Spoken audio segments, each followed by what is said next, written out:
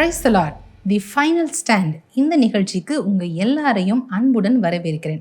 கடந்த நாட்களில் நம்ம எதை பற்றி நம்ம இந்த நிகழ்ச்சியில் பார்த்து கொண்டு வருகிறோம் அப்படின்னு சொன்னால், தேவனாகிய கர்த்தர் நம்மை நம்பி கொடுத்திருக்கிற விசுவாசம் அப்படிங்கிறத நம்ம எந்த அளவுக்கு இந்த கடைசி நாட்களில் பத்திரமாக பார்த்து கொள்ளணும் அப்படிங்கிறத பற்றி தான் அந்த விசுவாசத்தினுடைய முக்கியத்துவத்தை நம்ம அறிந்து கொண்டு கர்த்தர் கொடுத்திருக்கிற இந்த விசுவாசத்தை நம்ம பாதுகாத்து கொள்ளணும் அப்படிங்கிறத தான் இந்த காரியங்களை நம்ம பார்த்து கொண்டு வருகிறோம். இன்னைக்கு நம்ம என்ன தியானிக்க போகிறோம் அப்படின்னு சொன்னால், விசுவாசம் அப்படிங்கிறத தேவனாகிய கர்த்தர் நம்மை நம்பி கொடுத்திருக்கிற ஒரு பொக்கிஷமாக அதை நம்ம பார்த்து கொள்ளணும் அப்படிங்கிறத தான் இன்னைக்கு நாம தெரிந்து கொள்ள போகிறோம். இந்த கடைசி நாட்கள்ல விசுவாசம் அப்படிங்கிறது ரொம்பவுமே அரிதானதாக இருக்கும், ரொம்ப ரேரா தான் இருக்கும் அப்படின்னு சொல்லி கர்த்தர் சொல்றாரு. அதை ஒரு விலையேற பெற்ற பொக்கிஷம் போல நாம பாதுகாத்து கொள்ள வேண்டியது ரொம்பவுமே அவசியம். சரி, விசுவாசம் அப்படிங்கிறத 2 விதங்கள்ல இன்னைக்கு நம்ம பார்க்கலாம். முதலாவது, இந்த விசுவாசம் பரலோகத்தினுடைய ஒரு சாவியாக நம் கரங்களில் கர்த்தர் கொடுத்திருக்கிறார் அப்படிங்கிறத ரோமர் 5ஆம் அதிகாரம் 2ஆம் வசனத்துல நம்ம வாசிக்க முடியும். அவர் மூலமாக எல்லா காரியங்களும் நமக்கு கிடைக்குது, இந்த ஸ்லாக்கியத்தை கர்த்தர் நமக்கு கொடுத்திருக்கிறாரு அப்படின்னு சொல்லி சொல்றாரு. பரலோகம் அப்படிங்கிறது பணம், நம்ம கிட்ட எவ்வளோ செல்வாக்கு இருக்கு, நம்ம எவ்வளோ பெரிய ஸ்டேட்டஸ்ல இருக்கோம் அப்படிங்கிறத பார்த்து ரெஸ்பாண்ட் பண்ணாது.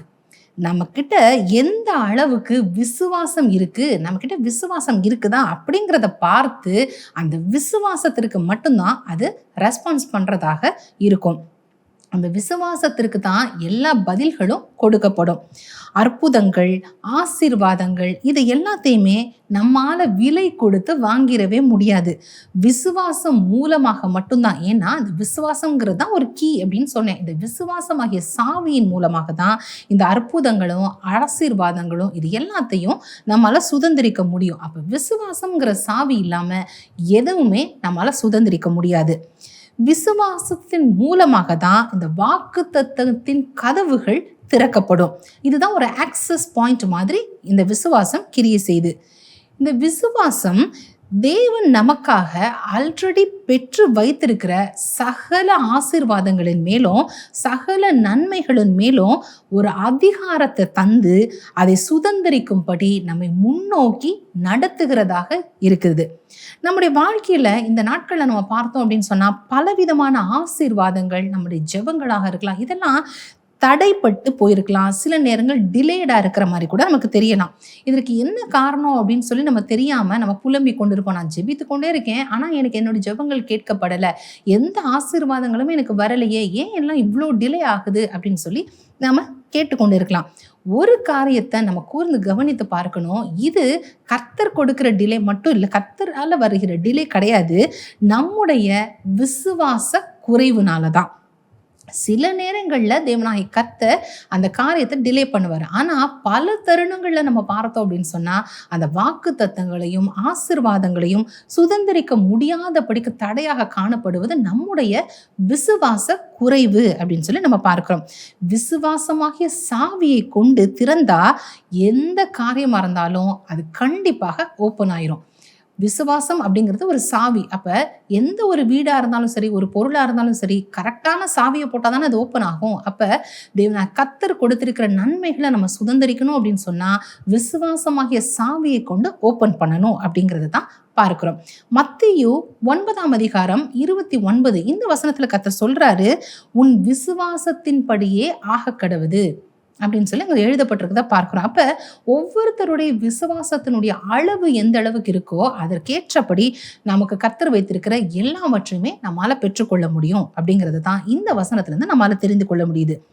நம்முடைய விசுவாசம் பெருக பெருக நம்முடைய கண்களால எதையெல்லாம் பார்க்க முடியலையோ அது ஒருவேளை ஒரு ஆசீர்வாதங்களா இருக்கலாம், அதே போல ஒரு ஜெயமாக இருக்கலாம், இல்லை சில நேரம் சில பிரச்சனைகள் நினைச்சு நம்ம ஃபீல் பண்ணிட்டு இருக்கலாம். அப்ப எதெல்லாம் நம்ம கண்களால பார்க்க முடியலையோ அதன் மேல ஒரு ஜெயத்தை தேவனாகிய கர்த்தர் கொடுப்பார். ஒரு ஆசீர்வாதமா இருந்தா அதை சுதந்திரிக்க முடியும், ஒரு ஜெயமாக இருந்தா அதை நம்ம சுலபமாக பெற்றுக்கொள்ள முடியும். ஆவிக்குரிய வாழ்க்கையில நம்முடைய ஆவியில எதெல்லாம் லாக் பண்ணப்பட்டிருக்கோ அதை எல்லாத்தையும் இந்த விசுவாசத்தின் மூலமாக நம்ம சுதந்திரிக்க முடியும். இந்த விசுவாசத்தின் மூலமாக எதெல்லாம் செத்த நிலைமையில இருக்குதோ அந்த மரித்த நிலைமையில இருக்கிற சகலமும் இந்த நாட்கள்ல உயிர்ப்பிக்கப்படும் அப்படிங்கிறத தான் கர்த்தர் இந்த இடத்துல சொல்றாரு. இந்த கடைசி நாட்கள்ல நம்ம நிறைய ஊழியங்கள் செய்து கொண்டிருக்கலாம்.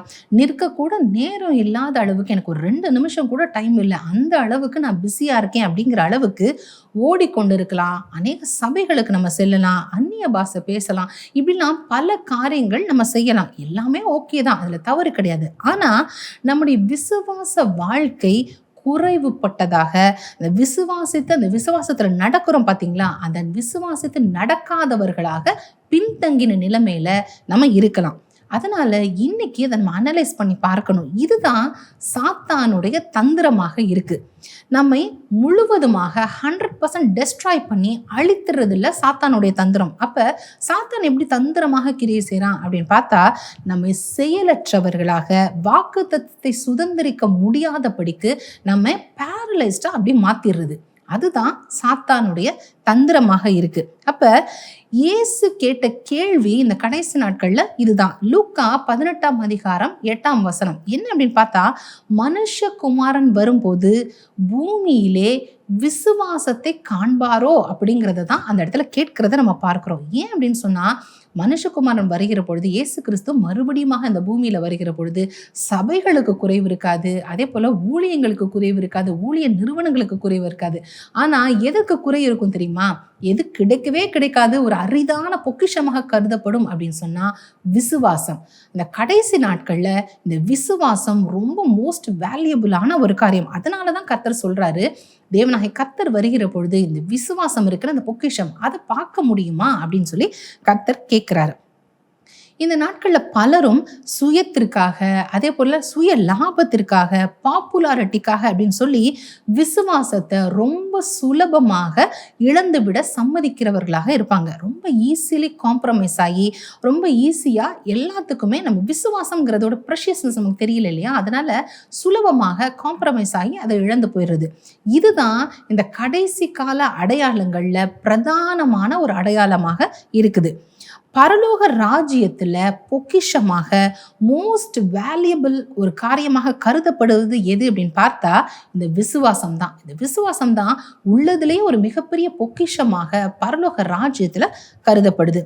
யாரெல்லாம் விசுவாசித்து அந்த விசுவாசத்துல நிலைத்து நிற்கிறாங்க, அந்த விசுவாசத்துல யாரெல்லாம் நடக்கிறாங்க, அந்த விசுவாசத்திற்காக எதையும் சகிக்கிறவங்கலாம் யாரு அப்படிங்கிறத பரலோகம் ஒவ்வொரு நாளும் அனலைஸ் பண்ணி நிறுத்து பார்த்து கொண்டே இருக்கிறது. நமக்கு ஒருவேளை தெரியாம இருக்கலாம், ஆனா நம்முடைய விசுவாசத்தின் நிலை என்ன, அந்த விசுவாசத்துல நம்ம எப்படி நடக்கிறோம் அப்படிங்கிறத நம்மை குறித்து பரலோகம் மெஷர் பண்ணி கொண்டே வருகிறது அப்படிங்கிறது தான் உண்மை. அது இன்னைக்கு தெரியாது, அந்த நாளானது வரும்.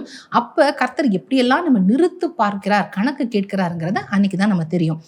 ஊழியத்துல நம்ம எந்த அளவுக்கு சம்பாதித்திருக்கிறோம், எவ்வளோ ஓன் பண்ணி நம்ம வைத்திருக்கிறோம் அப்படிங்கிறதுல கணக்கு. பொதுவா இந்த உலகத்துல நம்ம எந்த அளவுக்கு சம்பாதித்திருக்கிறோம், எவ்வளோ ஒரு பாப்புலாரிட்டி, எவ்வளோ ஒரு பெருமை இருக்கு, அப்படிதான் எல்லாருமே பார்ப்பாங்க. எவ்வளோ பெரிய பேர் இருக்கு, அப்படிதான் எல்லாருமே பார்த்து அதை பொறுத்து நம்ம என்ன செய்வோம், ஒரு மதிப்பை கொடுப்போம். ஆனா தேவனாகிய கர்த்தர் பரலோகம் நம்ம எப்படி பார்க்குது அப்படின்னு சொன்னா, எத்தனை போராட்டங்களுக்கு மத்தியிலையும் தளர்ந்து போகாம, எத்தனை பலத்தோடு நம்ம கர்த்தருக்காக வைராக்கியமாக இந்த விசுவாசத்துல நிலைத்து நிற்கிறோம் அப்படிங்கிறது தான் கணக்கு. கர்த்தர் அதை தான் பார்க்கிறவராக இருக்கிறார்.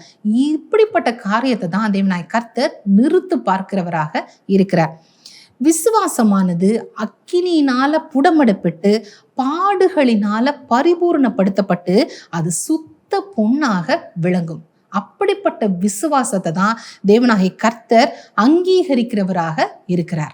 இந்த நாட்கள்ல நம்ம பார்த்தோம் அப்படின்னு சொன்னா, எங்கு பார்த்தாலும் தீமைகள், நம்முடைய வாழ்க்கைய இந்த தீமைகள் அப்படியே அசைத்து கொண்டு இருக்கிறத நம்ம பார்க்கிறோம். எல்லா இடத்துலயும் பிரச்சனைகள், தீமைகள் அரங்கேறி கொண்டே வருகிறத பார்க்கிறோம். இப்படிப்பட்ட சூழ்நிலையில இந்த விசுவாசம் ஒன்றுதான் ஒரு அன்ஷேக்கபிள் அசட்டாக, அதாவது ஒரு அசைக்க முடியாத பொக்கிஷமாக நம்முடைய வாழ்க்கையில என்னன்னைக்கு உடன் இருக்கும் அப்படிங்கிறத நம்ம உணர்ந்து கொள்ளணும். உலகமே தடுமாறினா கூட இந்த விசுவாசம் ஒன்றுதான் நம்மை கர்த்தருக்குள்ளாக நிலைத்து நிற்கும்படி நம்மை காத்து கொள்ளும். அப்படிங்கிறதுனால கர்த்தர் நமக்கு கொடுத்திருக்கிற இந்த விசுவாசத்தை நம்ம ரொம்ப ஜாக்கிரதையாக, கவனமாக, பத்திரப்படுத்தி காத்துக்கொள்ள வேண்டியது ரொம்பவுமே அவசியம். ரெண்டாவது ஒரு காரியம், இந்த விசுவாசம் எப்படிப்பட்டது? முதல்ல நம்ம சொன்னது விசுவாசம் அப்படிங்கிறது ஒரு சாவிக்கு ஒப்பிட்டு நம்ம சொன்னோம். அதுதான் எல்லாவற்றும் சுதந்திரிக்கிற ஒரு கீ மாதிரி அப்படின்னு சொல்லி. ரெண்டாவது, தேவனாகிய கர்த்தர் இந்த விசுவாசத்தை நம்மை நம்பி என்ட்ரஸ்ட் பண்ணி நம்முடைய கரங்கள்ல கொடுத்திருக்கிறார். அதனால அதை ஒரு பொக்கிஷம் போல நம்ம என்ன செய்யணுமா, பத்திரமாக பாதுகாத்து கொள்ள வேண்டியது நம்முடைய கடமையாக இருக்குது. 1 தீமோத்தேயு 6:20 இதை நீங்க வாசிச்சோம் அப்படின்னு சொன்னா, உன்னிடத்தில் ஒப்புவிக்கப்பட்டதை காத்து கொண்டிரு அப்படின்னு சொல்லி பவுல் தீமோத்தேயுவுக்கு எழுதுறத நம்ம பார்க்கிறோம். தேவனாகிய கர்த்தர் இந்த விசுவாசத்தை நமக்கென்று கொடுத்திருக்கிறார். அப்படி நம்மை நம்பி ஒப்புவிக்கப்பட்ட இந்த விசுவாசத்தை நம்ம என்ன செய்யணும், ஒரு பொக்கிஷம் போல பத்திரப்படுத்தி காக்க வேண்டியது ரொம்பவுமே அவசியம். பொதுவாகவே ஒரு ட்ரெஷர்னு வச்சுக்கோங்களேன், ஒரு பொக்கிஷம், அதை வீட்டோட ஹால்லையோ இல்லை வெளியவோ நம்ம போட்டு வச்சிருப்போமா? யோசிச்சு பாருங்களேன். ஒரு தங்க நகை வைத்திருக்கிறோம், ஒரு மிகப்பெரிய ஒரு வேல்யூபிளான ஒரு பொருள் இருக்கு, அதை வீட்டில் ஹாலில் நம்ம போட்டு வச்சிருப்போமா? இல்லை. எங்க வைப்போம் அப்படின்னு சொன்னா, பீரோ லாக்கர்ல வச்சு பூட்டி வைக்கிறது தான் வழக்கம். அதே போலதான் விசுவாசம் அப்படிங்கிறது ஒரு பொக்கிஷமாக, ஒரு ட்ரெஷர் மாதிரி இருக்கிறதுனால அதை என்ன செய்யணும், எல்லா காவலோடையும் நம்ம காத்து கொள்ளணும், பத்திரமாக பாதுகாத்து கொள்ள வேண்டியது அவசியம். தேவன் கொடுத்ததை ஒரு நாளும் நம்ம இழந்து விடாதபடிக்கு விசுவாசத்திற்காக நல்ல போராட்டத்தை போராட வேண்டியது அவசியம். சாத்தான் எது ஒன்றையும் திருடிடக்கூடாது. அதனால நம்ம ரொம்ப கவனமாக பார்த்து கொள்ளணும். உலகத்திலிருந்து வருகிற தடுமாற்றங்களாக இருக்கலாம், சாத்தானுடைய அக்கினி அஸ்திரங்களா இருக்கலாம், இது எல்லாம் நம்முடைய விசுவாசத்தை ரொம்ப ஸ்லோலி என்ன செய்யும் அப்படின்னா நிலைக்குலை செய்திரும். அதனால நம்ம விசுவாசத்தை காத்து கொள்ள வேண்டியது ரொம்பவுமே அவசியம். பொதுவாகவே திருடர்கள் எதை திருடுவாங்க? ரொம்ப மோஸ்ட் வேல்யூபிள் என்னவோ அதை தான் திருடுவாங்க. அதேனால தான் சாத்தான் என்ன செய்யறான் அப்படின்னு சொன்னா, எல்லாத்தையும் விட நம்முடைய விசுவாசத்தை திருடணும் அப்படிங்கிறதுனால தான் நம்ம என்ன செய்யறா, கர்ஜிக்கிற சிங்கம் போல சுற்றி கொண்டே வருகிறான். அதனால நம்முடைய விசுவாசத்தை கர்த்தருக்குள்ளாக காத்து கொள்ள வேண்டியது ரொம்பவுமே அவசியம். யூதா 1:3 நம்ம வாசிச்சோம் அப்படின்னு சொன்னா, ஒரு விசை ஒப்புவிக்கப்பட்ட விசுவாசத்திற்காக தைரியமாய் போராடு அப்படின்னு சொல்லி அங்க எழுதியிருக்கிறார். அப்ப இந்த விசுவாசம் அப்படிங்கிறது ஒரு மனிதனுக்கு ஒரு விசை ஒப்புவிக்கப்பட்டிருக்கிறது. அப்ப அந்த விசுவாசத்திற்காக கர்த்தர் நம்மை நம்பி கொடுத்திருக்கிறார்ல, அதற்காக நம்ம தைரியமாக கர்த்தருக்குள்ளாக போராடி கர்த்தர் கொடுத்த அந்த விசுவாசத்தை பத்திரமாக பாதுகாத்து கொள்ள வேண்டியது ரொம்பவும் அவசியம் அப்படிங்கிறது தான் இந்த வசனம் நமக்கு அந்த இடத்துல சொல்லப்பட்டிருக்கு. வெளிப்படுத்தல் 3:11 பார்த்தோம் அப்படின்னு சொன்னா, ஒருவனும் உன் கிரீடத்தை எடுத்துக்கொள்ளாதபடி உனக்குள்ளதை பற்றி கொண்டிரு அப்படின்னு சொல்லி எழுதப்பட்டிருக்கு. இந்த இடத்துல கிரீடம் அப்படிங்கிறது எதை குறிக்குதுன்னு சொன்னா, கர்த்தர் நம்மை நம்பி கொடுத்த அந்த ஒரு விசை கொடுத்திருக்கிறார்ல, அந்த விசுவாசமாகிய கிரீடத்தை ஒருவரும் நம்ம இடத்துல இருந்து எடுத்துக்கொள்ளாதபடிக்கு நம்ம என்ன செய்யணும் அப்படின்னா, அதை பற்றி கொள்ளணும், காத்து கொண்டு இருக்கணும் அப்படிங்கிறத தான் கர்த்தர் அங்க நமக்கு சொல்றாரு. சாத்தான் இந்த நாட்கள்ல நம்முடைய ரட்சிப்பை திருட முடியாது. ஏன்னா தேவனாய் கர்த்தர் அவருடைய ரத்தத்தினால சம்பாதித்து ரட்சிப்பை நமக்கு கொடுத்துட்டார். அவருக்குள்ளாக நம்ம புதிய சிருஷ்டியாக பிறந்துட்டோம். அப்ப சாத்தான் ரட்சிப்பை நம்மகிட்ட இருந்து திருட முடியாது. ஆனா இந்த ஒரு விசை ஒப்பு கொடுத்த விசுவாசம் இருக்கு பாருங்களேன், இந்த பொக்கிஷமாகிய விசுவாசம், அதை திருடணும் அப்படிங்கிறதுக்காக திருடும்படி பல விதங்கள்ல சாத்தான் போராடுவான். நிறைய நேரங்கள்ல நம்ம எப்படி வீக் ஆக்கணும் அப்படிங்கிறதுக்காக பல போராட்டங்களை, பல அக்கினி அஸ்திராயங்களை நம்ம மேல வீசிக்கொண்டே இருப்பான். எந்தெந்த விதங்கள்ல எல்லாம் நம்ம பலவீனப்படுத்துறான் அப்படின்னு சொல்லி பார்த்தா, பயங்களை நம்முடைய வாழ்க்கையில கொண்டு வருவதன் மூலமாக, போலி உபதேசங்களை நமக்கு உள்ள கொடுக்கறதன் மூலமாக, அதே போல சோர்வுகள், கேட்கப்படாத ஜெபங்கள், இதையெல்லாம் சாத்தான் நமக்கு முன்பதாக கொண்டு வந்து என்ன செய்யறான்னா, நம்முடைய விசுவாசத்தை பலவீனப்படுத்துகிறதாக நிறைய விதங்கள்ல போராடுறத நம்ம பார்க்கிறோம். எப்படி நம்முடைய விசுவாசத்தை இந்த கடைசி நாட்கள்ல நம்ம பாதுகாத்து கொள்ளணும் அப்படின்னு சொல்லி பார்த்தா, மத்தேயு 24:4 கர்த்தர் சொல்றாரு, ஒருவனும் உங்களை வஞ்சியாதபடிக்கு எச்சரிக்கையா இருங்கள் அப்படிங்கிறது.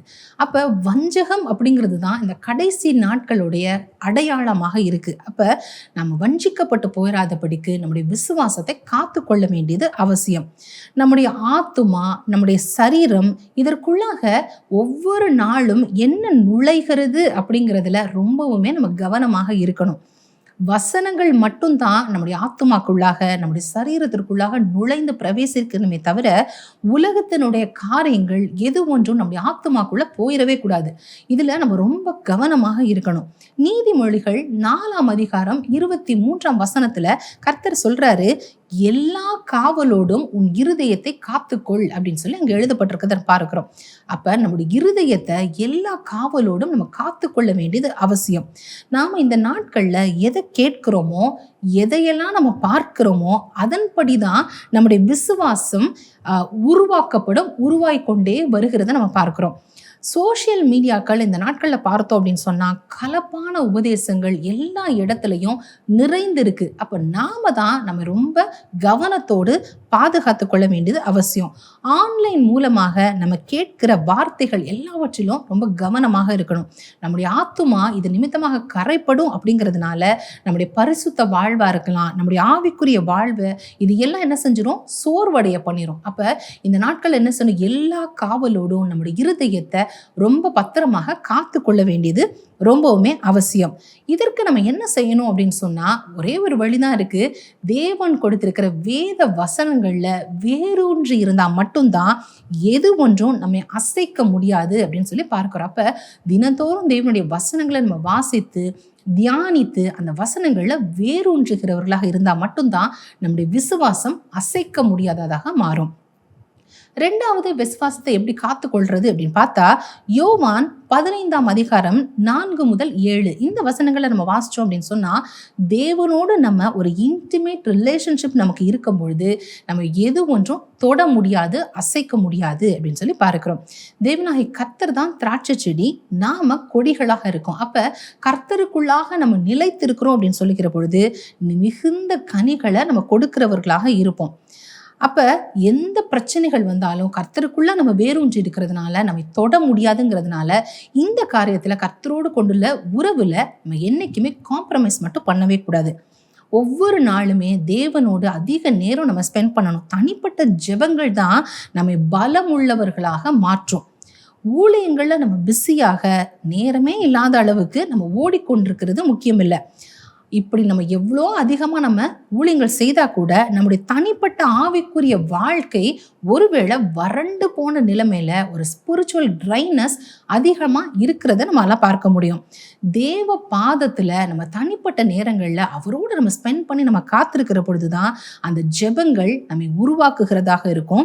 அந்த விசுவாசத்துல பலப்படுத்தப்படும். கண்டிப்பா நம்ம என்ன செய்யணும் அப்படின்னா, தினந்தோறும் கர்த்தரோடு தனிப்பட்ட நேரங்கள்ல ஜெபத்துல நம்ம ஸ்பெண்ட் பண்ணணும். அதுவும் குறிப்பாக அதிகாலை நேரங்கள் இருக்குல்ல, அந்த நேரங்கள்ல கர்த்தரோடு ஜெபிக்கிறத நம்ம வழக்கமாக வைத்து இருக்க நம்ம பழகணும். விசுவாசத்தை பற்றி எரிகிற ஒரு நெருப்பு மாதிரி எந்த பிரச்சனை வந்தாலும் மாற்றுவது எது அப்படின்னு சொன்னா, தேவனோடு நம்ம கொண்டு இருக்கிற ஒரு இன்டிமேட் ரிலேஷன்ஷிப் தான். நம்ம தனியாக தேவனோடு நேரம் செலவழிக்காம ஆவிக்குரிய வாழ்க்கையில நம்மளால ஜெயிக்கவே முடியாது. அவருக்குள்ளாக வேர் பற்றாம நம்ம இருந்தோம் அப்படின்னு சொன்னா நம்முடைய விசுவாசத்தை இழக்க நேரிடும். ஆவிக்குரிய வாழ்க்கையில அனல் இல்லாம அக்கினி இல்லாம அப்படியே சோர்ந்து அப்படி குறைந்து போன ஒரு நிலைமைக்கு தள்ளப்படுறத நம்ம பார்ப்போம். அப்ப இது எப்படி அப்படின்னு சொன்னா, கர்த்தரோட இன்டிமேட்டா நம்ம உட்காந்து ஜெபிக்கிறோம் பாத்தீங்களா, இது எதற்கு ஒப்பிடலாம் அப்படின்னு சொன்னா, ஒரு ஃபியூவல் மாதிரி. ஒரு வெஹிக்கிள் நம்ம ஓட்டணும்னா ஃபியூவல் எந்த அளவுக்கு முக்கியமோ அதே போலதான் தேவனோடு நம்ம தனிப்பட்ட ஜெபம் செஞ்சா மட்டும்தான் விசுவாசத்தை அது பலப்படுத்த முடியும் அப்படிங்கிறத இதுல இருந்து நம்ம தெரிந்து கொள்கிறோம். நம்முடைய ராஜாதி ராஜாவாகிய தேவன் ரொம்ப சீக்கிரமாகவே இந்த உலகத்திற்கு மறுபடியுமாக கடந்து வர போற தேவன் நம்மிடத்துல ஒப்புவிக்கப்பட்ட எல்லா காரியங்களை குறித்தும் கணக்கு கேட்கிறவராக இருக்கிறார். அதனால நம்ம ரொம்ப கவனமாக இருக்கணும். கர்த்தர் நம்மை நம்பி கொடுத்திருக்கிற விசுவாசம் அதை ஒரு பொக்கிஷம் போல இந்த நாட்கள்ல நம்ம பாதுகாத்து வைத்திருக்கிறோமா அப்படிங்கிறத அனலைஸ் பண்ணி பார்க்க வேண்டியது ரொம்பவுமே அவசியம். நாம எப்படி ஆரம்பித்தோம் அப்படிங்கிறத விட நம்ம எந்த அளவுக்கு அதை எப்படி முடிக்கிறோம் அப்படிங்கிறது தான் ரொம்பவும் முக்கியமான ஒரு காரியமாக இருக்கு. அற்பமான உலக காரியங்களுக்காக விலையேற பெற்ற பொக்கிஷமாக கருதப்படுற இந்த விசுவாசத்தை ஒரு நாளும் நம்ம இழந்து போயிடவே கூடாது. 2 தீமோத்தேயு 4 அதிகாரம் 7, 8 இந்த வசனத்துல பவுல் எழுதியிருக்கிறத பார்த்தோம் அப்படின்னு சொன்னா, நல்ல போராட்டத்தை போராடினேன், ஓட்டத்தை முடித்தேன், விசுவாசத்தை காத்து கொண்டேன் அப்படின்னு சொல்லி அங்க விசுவாசத்தை காத்து கொள்றத பத்தி எழுதியிருக்கிறார். ஒரு ஓட்டம் ஜெயமாக நிறைவு செய்யணும் அப்படின்னு சொன்னா, விசுவாசமாகிய இந்த பொக்கிஷம் காக்கப்பட வேண்டும், அது பரிபூர்ணப்படுத்தப்பட வேண்டும். அப்ப அதுதான் பவுல் அங்க எழுதியிருக்கிறார்.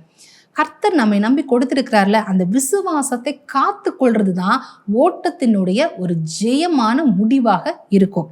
அப்பதான் நீதியின் கிரீடத்தை தேவனாய் கர்த்தர் நமக்கு கொடுப்பார். இந்த நாள்ல தேவனாய் கர்த்தர் நம்மை நம்பி கொடுத்த இந்த விசுவாசம், ஒரு விசை ஒப்புவிக்கப்பட்ட அந்த விசுவாசம் இருக்குல்ல, அது எந்த லெவல்ல இருக்குது அப்படிங்கிறத கர்த்தருக்குள்ளாக ஆராய்ந்து பார்த்து எங்கெங்கெல்லாம் குறைவுகள் இருக்குதோ அது நிறைவு செய்ய வேண்டியது ரொம்பவுமே அவசியம். ஏன் அப்படின்னு பார்த்தா, நமக்கு முன்பதாக ஒரு மிகப்பெரிய இருண்ட காலம் வைக்கப்பட்டிருக்கு. ரொம்ப சீக்கிரமே அந்தி கிறிஸ்துவின் காரியங்கள் விரைந்து வருகிறத நம்மளால பார்க்க முடியும். இப்படிப்பட்ட இந்த இருண்ட காலத்துல கர்த்தருக்குள்ள நம்ம நிற்கணும் அப்படின்னு சொன்னா, இந்த விசுவாசமாகிய பொக்கிஷம் நமக்குள்ளாக பத்திரமாக காக்கப்பட வேண்டும். இந்த வார்த்தைகளை கேட்ட உங்க ஒவ்வொருவரையும் கர்த்தர் அளவில்லாமல் ஆசீர்வதிப்பாராக. ஆமென்.